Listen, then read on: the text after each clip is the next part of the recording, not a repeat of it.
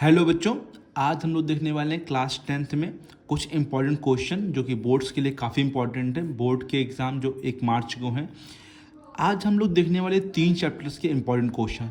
पहला है पृष्ठीय क्षेत्रफल और आयतन, दूसरा है बच्चों सांख्यिकी और तीसरा है बच्चों प्रायिकता। तीनों के एक एक क्वेश्चन जो कि तीनों ही इंपॉर्टेंट होंगे, वो आज हम लोग पढ़ने वाले हैं। ठीक है बच्चों, तो पहला क्वेश्चन देखते हैं जो कि है पृष्ठीय क्षेत्रफल और आयतन का। देखते हैं क्या लिखा है इस क्वेश्चन में। लकड़ी का एक खिलौना रॉकेट एक शंकु के आकार का है जो एक बेलन पे अध्यारोपित है, जैसा कि आकृति में दर्शाया गया है। देखिए यहाँ पर आकृति मैंने बना तो दी है, बट कभी कभी आकृति नहीं दी जाती है। ठीक है, ये भी ध्यान दीजिए आप लोग। संपूर्ण रॉकेट की ऊंचाई 26 सेंटीमीटर है, जबकि शंक्वाकार भाग की ऊंचाई 6 सेंटीमीटर है। शंक्वाकार के भाग के आधार का व्यास 5 सेंटीमीटर है और बेलनाकार भाग के आधार का व्यास 3 सेंटीमीटर है।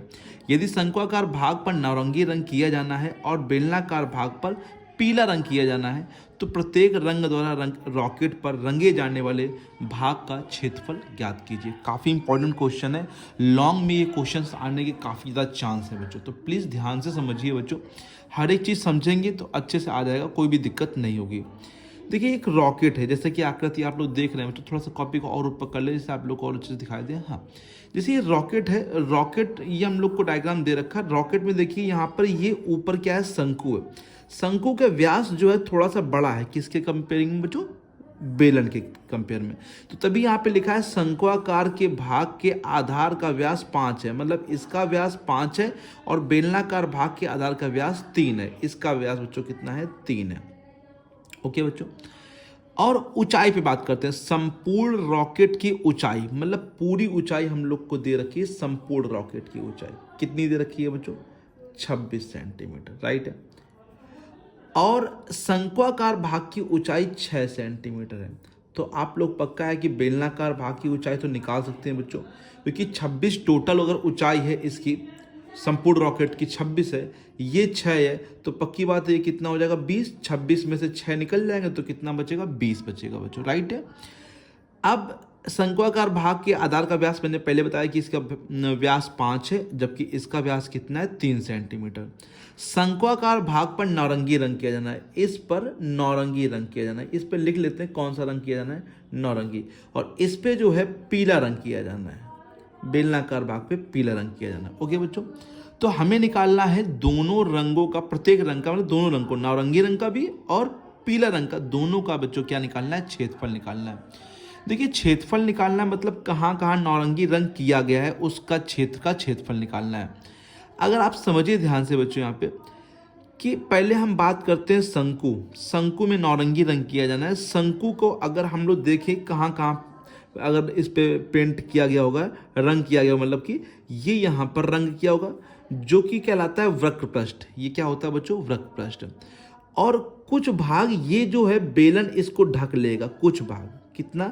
जितना इसका व्यास है 3 सेंटीमीटर का व्यास ढक लेगा, लेकिन बाकी जो भाग दिखेगा बच्चों, उस पर क्या होगा? नारंगी रंग हो जाएगा, राइट है। तो अगर मैं बात करूं शंकु पे कहाँ कहाँ नारंगी रंग हुआ, तो इसके वक्र पृष्ठ पर नारंगी रंग हुआ, और इसका थोड़ा सा नीचे वाला भाग समझिए, ये वृत्ताकार भाग है। ठीक है, मान लीजिए ये किसका भाग है?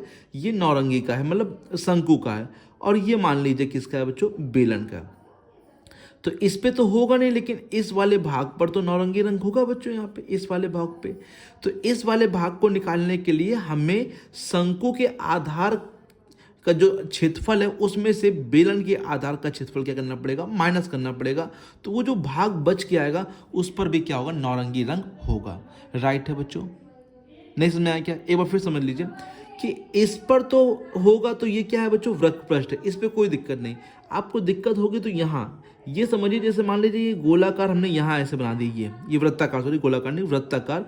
और ये जो वृत्त छोटा वाला दिख रहा है ये बेलन का है। तो ये भाग तो बेलन ढक लेगा इतना बच्चों इसको, लेकिन ये भाग जो दिख रहा है इसको क्षेत्रफल निकालने के लिए हमें जो शंकु का आधार का क्षेत्रफल है उसमें से बेलन के आधार को क्षेत्रफल क्या करना पड़ेगा? माइनस करेंगे, तब ये जो क्षेत्रफल जो बचा हुआ है वो निकल के आ जाएगा बच्चों, राइट है। तो क्या क्या करेंगे आप लोग? शंकु का वक्र पृष्ठ प्लस शंकु के आधार का क्षेत्रफल और माइनस कर देंगे बेलन के आधार का क्षेत्रफल। राइट है बच्चों, इतना आ गया। अगर नहीं आया तो मैं फिर से समझा दूंगा, लेकिन पहले चालू करते हैं क्वेश्चन को। यहाँ से देखिए बच्चों, यहाँ से इसका स्टार्ट करते हैं हल। पहले क्या क्या दे रखा है हम लोग को वो लिखिए। संपूर्ण रॉकेट की ऊंचाई, तो ये जरूर लिखिए कि क्या क्या हम लोग को यहाँ पे गिवन है। संपूर्ण रॉकेट की ऊंचाई,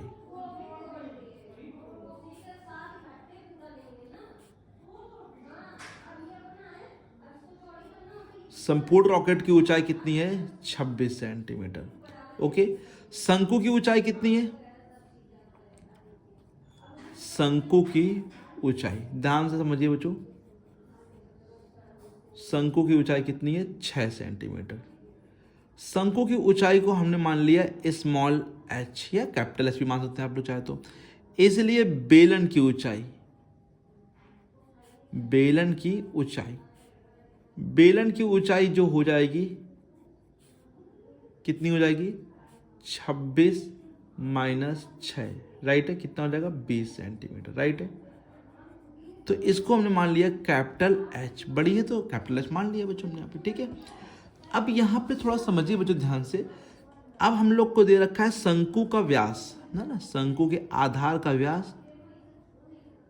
तो शंकु का व्यास प्लस शंकु के आधार का व्यास आप लोग लिख लीजिएगा।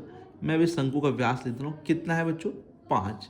लेकिन हमें चाहिए त्रिज्या, तो त्रिज्या कितनी हो जाएगी? त्रिज्या जस्ट आधी होती है, तो 5 का आधा आप लोग नहीं कर पा रहे तो 5/2 लगा दीजिए। वैसे आधा कितना लगा? 2.5, लेकिन आप लोग जब पॉइंट में आ रहा होगा तो (2) लगा दीजिए। कोई भी नंबर अगर आप हाफ नहीं कर पा रहे तो (2).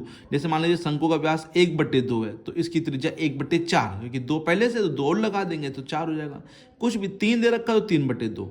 अगर मान लीजिए पता है 14 है या 21 है, 14 है 28 है, तो पता है आधा तो फिर कर लीजिए। 14 है तो त्रिज्या क्या हो जाएगी? 7। 28 है तो फिर क्या हो जाएगा? 14 है ना। 10 है तो 5। अगर आधा नहीं कर पा रहे तो बट्टे में 2 लगा सकते हैं आप लोग। इसकी त्रिज्या को, ऊंचाई को हमने माना स्मॉल एस, तो त्रिज्या को मान लिया मैंने स्मॉल आर। और बेलन के आधार का व्यास जो हम लोग को दे रखा है, बेलन का व्यास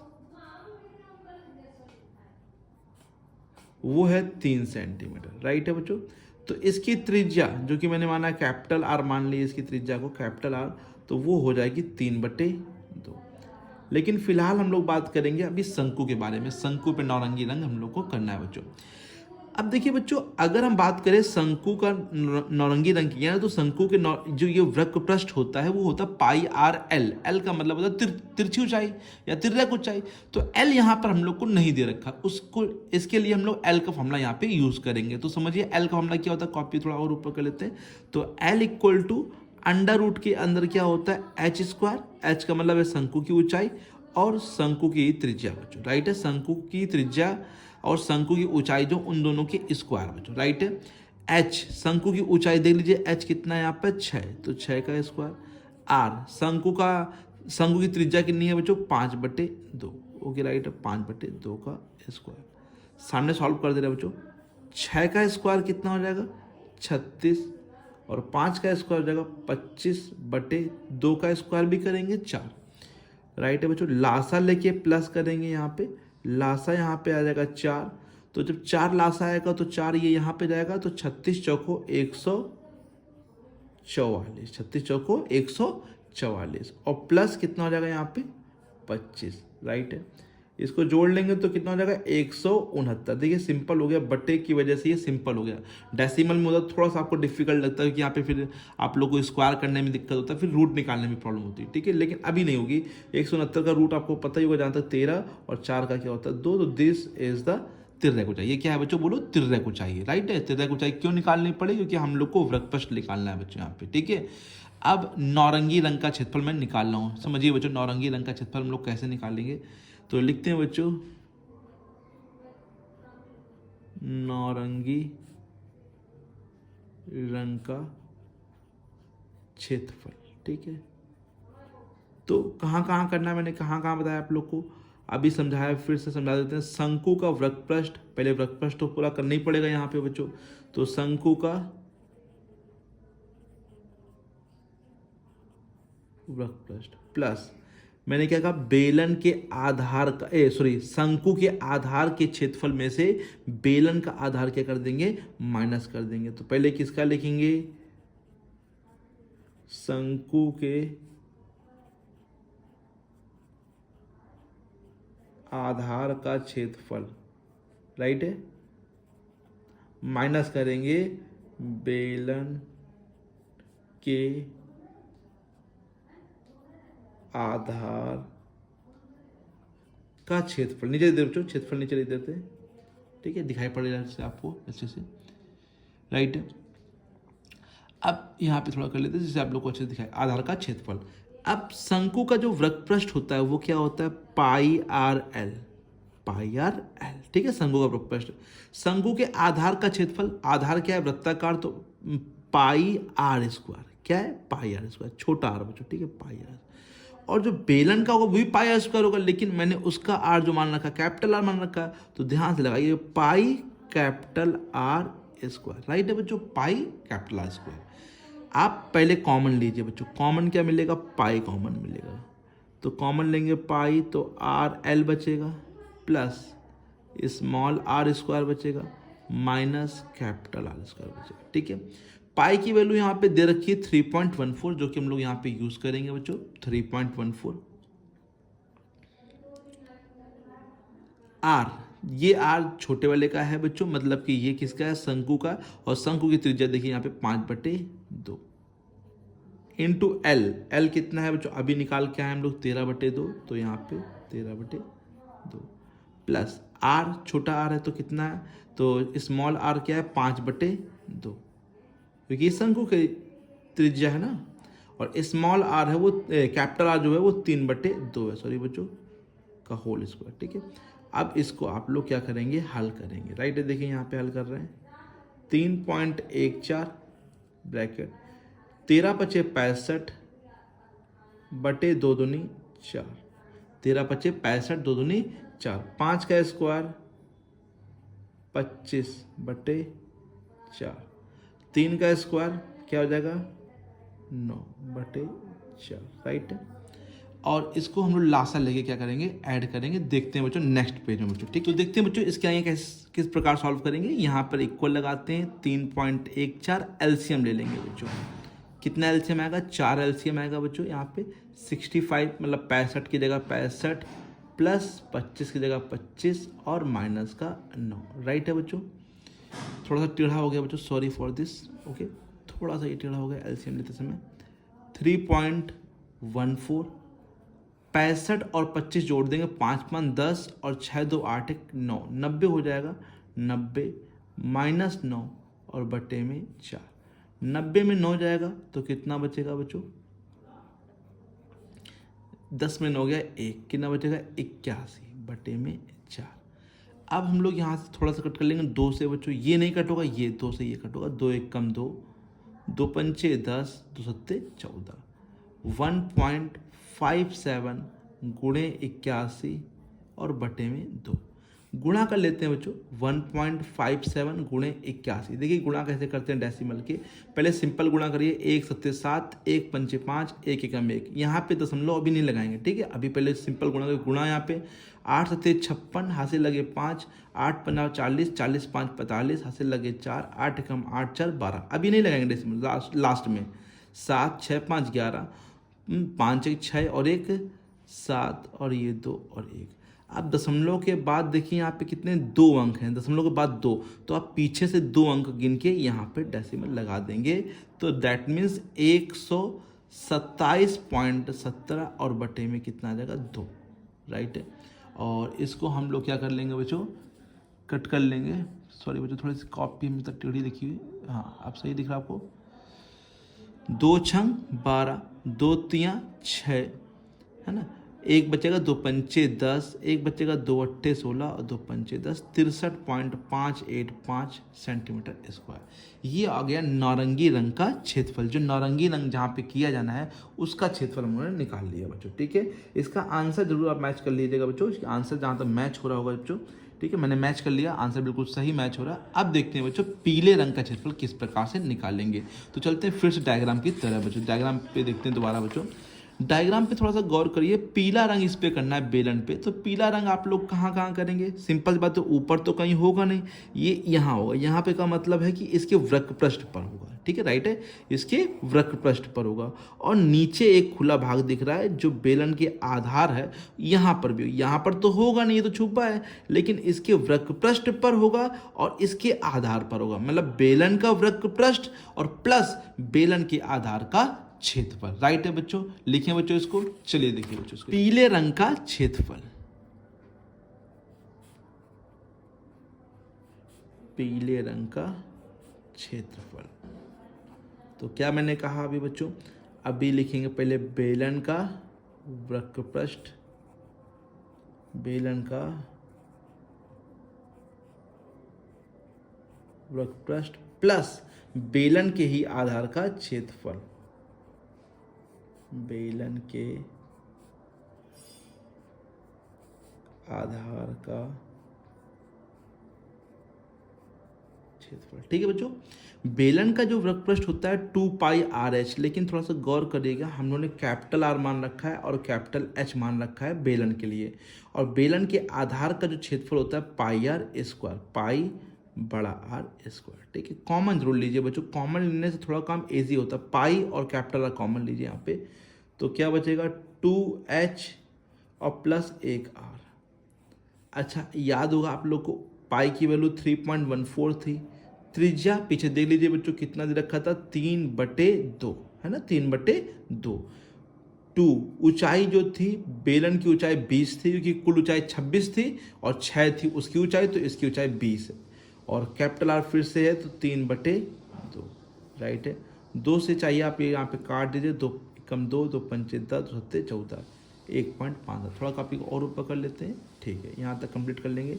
1.57 गुणे 3, 20 दूनी 40 और प्लस 3/2, ये गुणा कर लेंगे, 3 सत्ते 21, 3 पचे 15 और 15 और 1 15 और 2 17, क्योंकि 2 हाथ से लगा, 3 कम 3 और 1 4। यहाँ लासा ले लेंगे 2, तो 2 लासा लेंगे तो यहाँ पर 80 और यहाँ प्लस का 3, राइट है, और 4.71 और 80 और 3 कितना हो जाएगा 83/2। फिर से वही आप करेंगे, गुणा करेंगे, भाग करेंगे, और इसका आंसर जो है कमेंट बॉक्स में आप लोग लिख के बताएंगे कि इसका आंसर कितना आ रहा है। जैसे मैंने ऊपर किया बिल्कुल सेम टू सेम, पहले इंटू करेंगे, इंटू करना आप लोग को सिखाया मैंने, इंटू करेंगे उसी प्रकार से, और फिर इसका आंसर जो है वो आप लोग यहाँ बताएंगे सेंटीमीटर स्क्वायर में, और जो आएगा वो क्या आएगा, पीले रंग का क्षेत्रफल आएगा। तो इसका आंसर जरूर आप लोग कमेंट करिएगा बच्चों, राइट है। तो ये एक पहला क्वेश्चन था जो कि पृष्ठीय क्षेत्रफल और आयतन का था, काफ़ी बड़ा क्वेश्चन था, लेकिन इंपॉर्टेंट है, लॉन्ग के लिए इंपॉर्टेंट है, 6 मार्क्स में क्वेश्चन अधिकतर आता है बच्चों, तो ठीक है, इस समय तो ये काफ़ी इंपॉर्टेंट है बच्चे। ओके बच्चों, ये क्वेश्चन आप लोग जरूर लगाइएगा बच्चों, ओके। जितना आप लोग इसे प्रैक्टिस करेंगे, जितना समझेंगे, उतना आप लोग को अच्छे से आ जाएगा बच्चों। कोई बहुत ज़्यादा डिफिकल्ट क्वेश्चन नहीं है कि आप लोग लगा नहीं सकते हैं, 1-2 बार प्रैक्टिस करेंगे तो अपने आप से क्वेश्चन आप लोग को आ जाएगा बच्चों, राइट है। आप देखते हैं सांख्यिकी का एक क्वेश्चन बच्चों, जो कि बहुत ही अच्छा क्वेश्चन है सांख्यिकी का।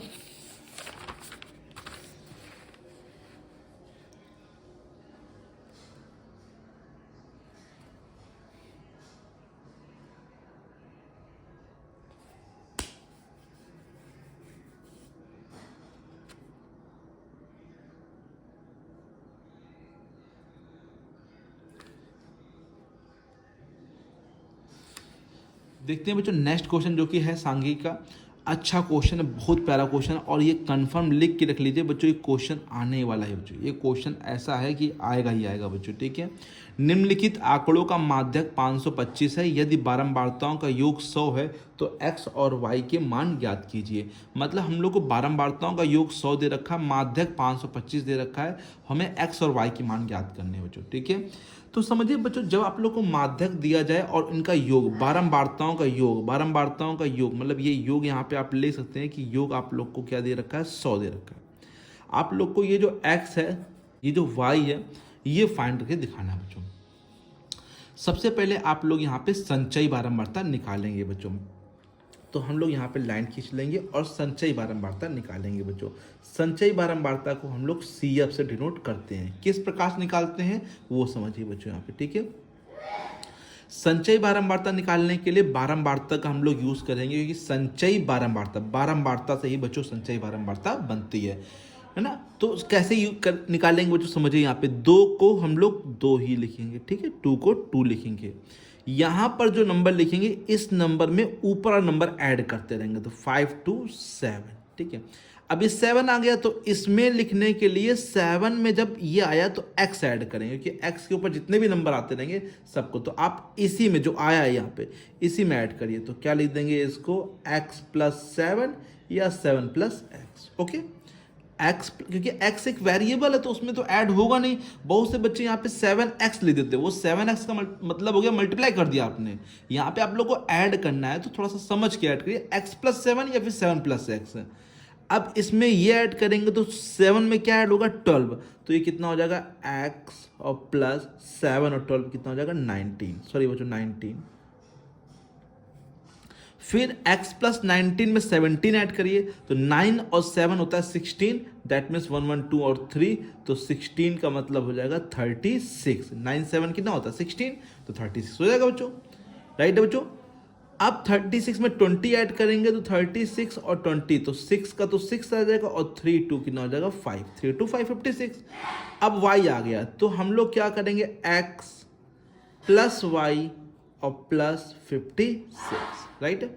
फिर 9 ऐड करेंगे, 9 और 6 कितना हो जाएगा, 15 हो जाएगा, मतलब 15 का मतलब मेरा कहने का मतलब 65, राइट है।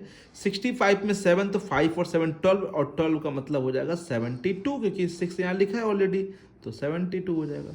और फिर 4 ऐड करेंगे तो x + y और प्लस 76, राइट है। 72 और 4 कितना हो जाएगा 76 बच्चों, ठीक है। थोड़ा सा टेढ़ा दिख रहा हो उसके लिए सॉरी, लाइनें हमने स्केल से नहीं खींची, ऐसे खींची बच्चों, तो हो सकता है थोड़ा बहुत टेढ़ा होगा, तो लेकिन एडजस्ट कर लीजिए आप लोग। ये 19 लिखा है बच्चों। अब आप लोग को मालूम होगा जो ये सम होता है वो लास्ट वाला जो टर्म्स आता है संचयी बारंबारता, वो इसके क्या होता है, हमेशा इक्वल होता है बच्चों, राइट है। हमेशा क्या होता है, संचयी बारंबारता जो होती है वो इस सम के हमेशा क्या होता है, इक्वल होता है। जब आप इसको ऐड करेंगे और इसका जो लास्ट टर्म है दोनों क्या होते हैं, आपस में इक्वल होते हैं। तो यहाँ से मैं कर रहा हूँ, आप लोग ध्यान दीजिए कि x + y और प्लस 76 इक्वल टू कितना हो जाएगा बच्चों, यहाँ पे 100, राइट है। तो x + y इक्वल टू में क्या हो जाएगा, 100 - 76, तो x + y इक्वल टू में कितना हो जाएगा, 24, प्लस 76 था, इधर भेज दिया -76 कर दिया, और ये माइनस किया, 10 में 6 गया 4, 9 में 7 गया 2, x + y इक्वल टू कितना आ गया, 24। This is equation first, right है। इतना सब बच्चों को आगे कोई दिक्कत तो नहीं, यहाँ पर बताइए बच्चों, यहाँ तो कोई दिक्कत नहीं। अब हम लोग माध्यक का यूज करेंगे। माध्यक कितना है, 525, तो लिखेंगे चूंकि माध्यक 525 है, समझिए बच्चों, जब भी माध्यक दिया जाए और कुछ वैल्यू फाइंड करनी हो तो आप माध्यक को देखेंगे किस वर्ग अंतराल के बीच में ये लाई करेगा। 525 है तो 0 100 के बीच में लाई नहीं करेगा, 100 से 200 में नहीं आएगा, 200 में 300 में नहीं, 300 में 400 में नहीं आएगा, 400 से 500 में नहीं आएगा, क्योंकि 500 से बड़ा है। तो 500 से 600 के बीच में ये स्थित है बच्चों, ठीक है। यही मेन है, जैसा समझिए ध्यान से, माध्यक जो भी है वो देखिए किसके बीच में लाई कर रहा है, किसके बीच में, 500 से 600 के बीच में लाई कर रहा है, तो यही वर्ग अंतराल लिया जाएगा। तो ये L है, इसके सामने F पड़ेगा, और आप लोग को मालूम है कि CF जो होता है वो जस्ट ऊपर होगा बच्चों, ठीक है। तो चूंकि माध्यक 525 है जो कि 500 से लेके 600 डैश लगा कि मध्य स्थित है, मध्य स्थित है, इसलिए L जो हो जाएगा वो कितना हो जाएगा बताइए बच्चों, 500। F कितना हो जाएगा, F उसी के सामने है कितना, 20 बच्चों, ये 20 F नहीं है, F में लिखा है, और CF जो होता है जस्ट उसके ऊपर होता है, इसीलिए x + 36, CF ये नहीं होगा, जस्ट उसके ऊपर होगा, राइट है। अब आप लोग क्या लगाएंगे, थोड़ा सा कॉपी और ऊपर कर लेते हैं, माध्यिका का फॉर्मूला लगाएंगे बच्चों, राइट है। अब माध्यिका का फॉर्मूला यूज करेंगे। माध्यिका का फॉर्मूला आप लोग को याद होना चाहिए, L प्लस n/2। अभी मैं n की भी बात कर रहा हूँ, n को भुला दिया तो n को भी बात कर रहा हूँ, n/2 माइनस CF अपॉन में F इंटू H। भाई m पता है, l पता है, n की बात मैंने नहीं की। n का मतलब होता है सम ऑफ, मतलब बारंबारताओं का योग, है ना। बारंबारताओं का योग कितना है, 100 है। तो n/2 जब आप करेंगे तो ये कितना हो जाएगा, 50। और बात करें h का मतलब होता है गैप, कितने कितने गैप है बच्चों, 100 गैप है, देखिए यहाँ पे, है ना। तो h बराबर 100 हो जाएगा।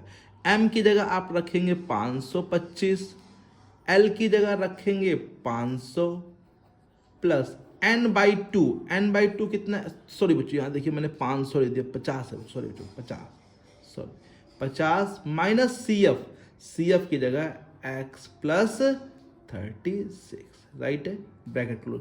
अब समझिए यहाँ पे ब्रैकेट जरूर लगाइए बच्चों, क्योंकि यहाँ पे दो टर्म्स है, CF में दो टर्म है, तो ब्रैकेट जरूर लगाइए। अपॉन में F कितना है 20 एंड H कितना है यहाँ पर 100, राइट है, समझ आ गया। 500 को उधर भेज दीजिए क्योंकि अकेले है बच्चों, तो 525 माइनस 500 इक्वल लगा बच्चों 50 माइनस x माइनस 36। क्यों माइनस क्यों हुआ, क्योंकि माइनस प्लस माइनस होता है। अपॉन में 20 से कट कर लीजिए, 0 और 2 1 जा 2, 2 5 जा 10, तो कितना आ जाएगा बताइए बच्चों, इनटू में ये 5। ये समझाया सब बच्चों को, ब्रैकेट खोल दिया, माइनस का x माइनस प्लस माइनस, यहाँ माइनस कैसे आया देखिए ध्यान से, माइनस प्लस माइनस। तो ये बहुत बच्चे गलती कर देते हैं, इसीलिए मैं बता रहा हूँ, खासतौर पे ध्यान रखिएगा, ब्रैकेट जरूर यूज करिए। यहाँ पे आप जब माइनस करेंगे तो 25 बचेगा, 50 में x तो माइनस नहीं होगा लेकिन 36 जरूर माइनस हो जाएगा, 50 में 36 जाएगा तो कितना बचेगा 14। अपॉन में कुछ नहीं बचा तो लाइन ये नहीं खींचनी है, 14 माइनस एक्स, आप यहाँ ब्रैकेट जरूर यूज करिए, बाहर 5 है, 14 माइनस एक्स इंटू 5। अब 5 को भेज दीजिए नीचे, ओके बच्चों, 5 को कहाँ भेजेंगे नीचे, तो 25 अपॉन में 5, राइट है, इक्वल टू में 14 माइनस एक्स, 25 तो 5 आ गया। x को यहाँ पे 5 को यहाँ पे, x माइनस का तो प्लस का हो जाएगा, 5 प्लस का है तो माइनस का हो जाएगा, तो x बराबर 14 माइनस 5 और 14 में 5 जाएगा तो कितना बचेगा 9। ओके बच्चों, x की वैल्यू 9 आ गई है, जो कि हम पुट करेंगे 1 में। x का मान यहाँ कर दे रहे बच्चों, x का मान समीकरण 1 में रखने पर, ओके, 1 में रखने पर, तो x प्लस वाई कितना है बच्चों बताइए, यहाँ पे 24 है, ओके, x प्लस वाई कितना है 24 है, और x का मान कितना है 9 है, 9 यहाँ रखेंगे, y का मान निकाल लेंगे, तो y बराबर बताइए बच्चों कितना आ जाएगा, y बराबर 24 और माइनस का 9, 14 में 9 गया बच्चों 5, दैट मीन्स 15 आंसर, राइट है बच्चों। तो y का मान कितना आ जाएगा बच्चों, यहाँ पे 15 आ जाएगा, राइट है बच्चों। थोड़ी बहुत कॉपी अगर टेढ़ी हो रही है तो प्लीज़ बच्चों एडजस्ट जरूर कर लीजिएगा, क्योंकि लिखने में दिक्कत हो रही है कॉपी में ना, मोबाइल में भी देखना पड़ता है, कॉपी में देखना पड़ता है, हो सकता है थोड़ा बहुत कॉपी टेढ़ी मेढ़ी हो जाए, तो उसको प्लीज़ एडजस्ट आप लोग कर लीजिएगा। क्वेश्चन काफ़ी अच्छा, क्वेश्चन पे आप ध्यान दीजिए बच्चों, यहाँ पे वो थोड़ा बहुत एडजस्ट होने हो जाता है, कॉपी टेढ़ी मेढ़ी हो जाती है, थोड़ा सा उसको एडजस्ट कर लीजिए बच्चों, राइट है। तो x की वैल्यू कितनी आ जाएगी 9 एंड y की वैल्यू कितनी आ जाएगी बच्चों, बोलिए बताइए 15 आ जाएगी, राइट है बच्चों। ये हो गया एक सांख्यिकी का बहुत ही अच्छा एंड महत्वपूर्ण क्वेश्चन बच्चों, ठीक है। अब एक क्वेश्चन देखते हैं बच्चों किसका, प्रायिकता का बच्चों, वो भी बहुत अच्छा क्वेश्चन है बच्चों, ठीक है। नेक्स्ट क्वेश्चन लिखा है बच्चों जो प्रायिकता का है, यह दिया हुआ है कि 3 विद्यार्थियों के एक समूह में 2 विद्यार्थियों के जन्मदिन एक दिन ना होने की प्रायिकता है, एक दिन ना होने की प्रायिकता 0.992 है। इसकी क्या प्रायिकता है कि इन 2 विद्यार्थियों का जन्मदिन एक ही दिन हो। जब हम लोग को यहाँ पे हल डालना है बच्चों, सॉरी, जब आप लोग को एक पार्ट दे रखा हो उसका जस्ट उल्टा पूछे तो आप लोग हमेशा प्रायिकता में ध्यान रखिए, प्रायिकताओं का योग कितना होता है, 1 होता है, कभी भी प्रायिकता 1 से बड़ी नहीं होती है। जन्मदिन एक ही दिन ना होने की प्रायिकता हम लोग को दे रखी है, जन्मदिन एक दिन ना होने की प्रायिकता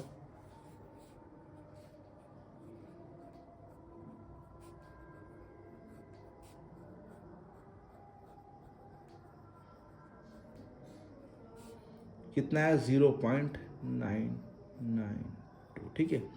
अब जन्मदिन एक ही दिन हो इसकी प्रायिकता हम लोगों से पूछ रहा है, तो जन्मदिन एक ही दिन होने की प्रायिकता। जब कभी भी आप लोग को एक पार्ट दिया जाए और उसका जस्ट उल्टा पूछे, जैसे एक दिन ना होने की दे रखा है और एक ही दिन होने की पूछ रहा है, तो ऑलवेज 1 से माइनस करेंगे उस नंबर को, राइट है। ऑलवेज हमेशा ध्यान रखिए, एक पार्ट दे रखा जस्ट उल्टा पूछा, जैसे मान लो एक ही दिन की दे दी जाए और ना पूछे एक ही दिन ना होने की, तब भी 1 से माइनस करेंगे बच्चों।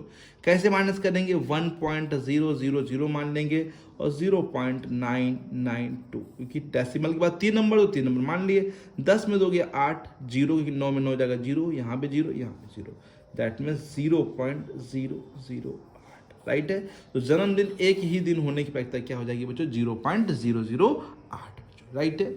तो ये तीनों ही क्वेश्चन आप लोग के लिए काफ़ी इंपॉर्टेंट थे बच्चों। यहाँ पे आप लोग इस प्रकार से क्वेश्चन इनको लगाइए बच्चों, तीनों क्वेश्चन को रिवाइज कीजिए, क्योंकि बोर्ड में आने के चांस काफ़ी ज़्यादा हैं। और आपके पास भी कोई अच्छा क्वेश्चन है किसी भी चैप्टर का या कोई भी टॉपिक आप लोग को पढ़ना है, तो आप कमेंट बॉक्स में लिख सकते हैं, बता सकते हैं कि ये टॉपिक हम लोग को पढ़ना है, ये टॉपिक नहीं आ रहा, तो मैं उस टॉपिक को बता दूंगा, अच्छे से समझा दूंगा। या कोई क्वेश्चन है जो नहीं आ रहा आप लोगों को एनसीईआरटी से, आरएस से, आरडी से, या किसी भी बुक से, अदर बुक से भी, तो आप लोग लिख के भेज सकते हैं बच्चों, राइट है। कमेंट बॉक्स में लिख के बता सकते हैं, भेज सकते हैं बच्चों। मैं उस क्वेश्चन को जरूर बताऊंगा, आप लोग को समझाऊंगा अच्छे से अच्छे तरीके से, जो भी तरीका बेस्ट होगा आप लोग के लिए वो बताया जाएगा बच्चों, राइट है। आशा करते हैं ये तीनों ही क्वेश्चन आपको अच्छे समझ आ गए होंगे। अगर अभी भी कोई प्रॉब्लम है, कोई भी चीज़ ऐसी है जो कि आपको ना समझ में आए, तो आप दोबारा भी पूछ सकते हैं बच्चों, ठीक है। लेकिन मैंने आप लोग को एक क्वेश्चन दिया है इंटू करके, उसका आंसर आप लोग कमेंट जरूर करिएगा और बताइएगा जरूर बच्चों कि ये वीडियो आप लोग को, ये जो क्लास है कैसी लगी, आप लोग को समझ में आई है कि नहीं आई, क्या चीज़ अभी भी प्रॉब्लम कर रही है बच्चों, ठीक है। क्या चीज़ आप लोगों को दिक्कत हो रही है कॉपी में थोड़ी सी, या लिखावट में, या राइटिंग में कोई प्रॉब्लम हो रही है, तो आप बता सकते हैं, उसको हम सही करने का प्रयास जरूर करेंगे बच्चों, राइट है बच्चों। तो मिलते हैं बच्चों नेक्स्ट क्लास में नए वीडियो के साथ बच्चों, नए टॉपिक के साथ और भी नए नए क्वेश्चनों के साथ। तब तक के लिए thank you so much and keep learning. और आपके एग्जाम में 1 मार्च को, उसके लिए best of luck. Thank you so much.